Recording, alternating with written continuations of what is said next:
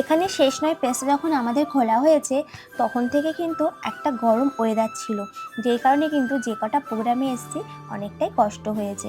কিন্তু এই first time এসে প্রোগ্রামে কোনো কষ্ট হলো না, মানে কাজকর্ম করা হয়েছে সেটাতে কষ্ট হয়েছে, মানে গরমের দিক থেকে বলছি, ঠান্ডা ঠান্ডা ওয়েদার, রোদ, তার মধ্যে হালকা গাছের ছায়া, সব মিলিয়ে কিন্তু আমাদের কষ্ট হয়েছে ঠিকই, কিন্তু তার মধ্যেও বলবো কষ্ট হয়নি, কারণ গরমটা যে ছিল না। এখানে দেখো আলুগুলো ভেজে ফার্স্টে তুলে নেওয়া হলো, আর ওই পাশের কড়াইতে ডালটাকে সেদ্ধ করা হচ্ছে আর কি।